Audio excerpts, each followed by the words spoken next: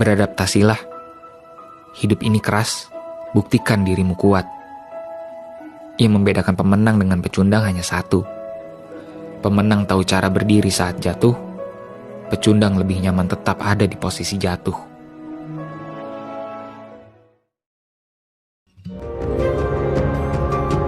Jangan terlalu berekspektasi, itulah yang selalu saya tekankan dalam hati setiap kali melakukan perjalanan.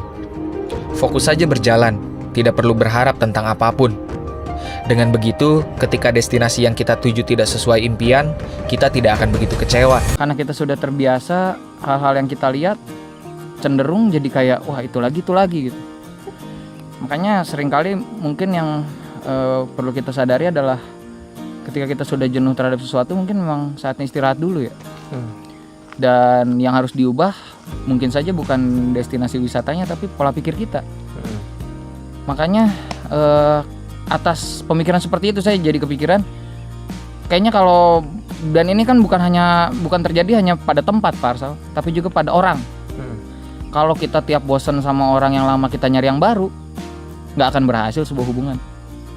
Makanya seringkali ketika kita bosan terhadap orang-orang yang sudah sering kita temui, mungkin tiap hari kita bertemu dengan orang yang awalnya kita sayangi, lama-lama jadi bosan, jangan nyari yang baru.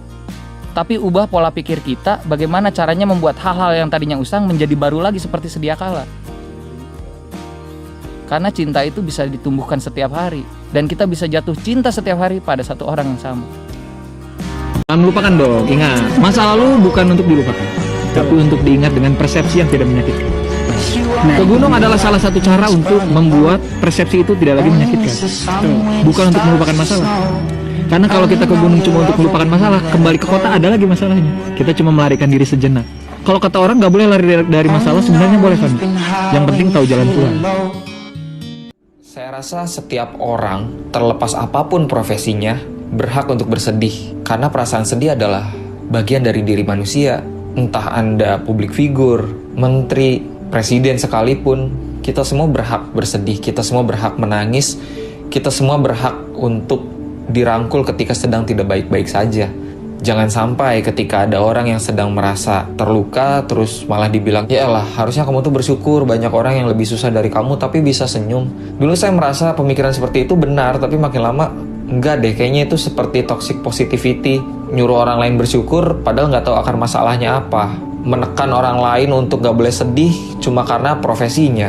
Padahal kan kesedihan dan kebahagiaan seseorang itu nggak bisa disamaratakan. Mungkin lain kali ketika ada orang ingin didengar, ada orang sedang tidak baik-baik saja, mungkin sebaiknya kita lebih membuka telinga. Jadi ada orang pernah dijahatin orang, terus dia mikir, kalau gue pernah dijahatin, gue bisa ngejahatin orang lagi. Kalau gue dulu di ospek sama orang, gue harus bisa ngospek bahwa.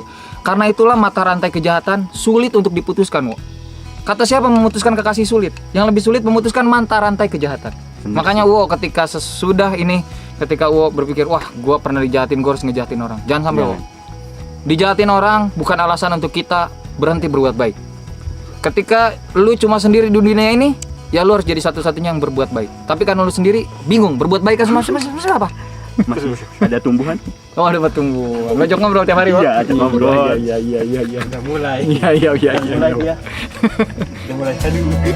Setiap orang punya rezekinya masing, orang punya jalannya masing-masing. Jadi untuk kawan-kawan yang sedang berkarya, untuk kawan-kawan yang sedang mengejar mimpi, tetap fokus aja. Kalau dengar omongan orang, apalagi yang nyinyir, gak harus ditanggepin. Hidupmu yang milikmu, hidup mereka yang milik mereka.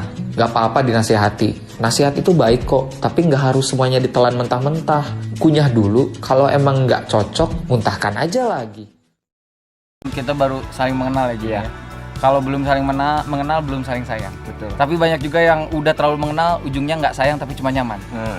Karena nyaman belum tentu sayang. Betul. Tapi sayang mampu melewati segala ketidaknyamanan. Mungkin kita adalah orang-orang yang tanpa sadar senang bertaruh. Rela menempuh perjalanan demi melihat pemandangan, meski taruhannya awan dan hujan yang akan kita temui. Tapi apalah arti sebuah kehidupan tanpa sesuatu yang dipertaruhkan? Odading Mang Oleh, karya Ade Londok. Odading Mang Oleh, rasanya seperti Anda menjadi Iron Man. Belilah odading Mang Oleh di sini. Karena kalau nggak makan odading Mang Oleh, kamu nggak gaul sama saya. Dan kamu bukan sahabat saya. Goblok. Ikan hiu makan tomat. Goblok. Kalau nggak kesini, odading Mang Oleh rasanya anjing banget.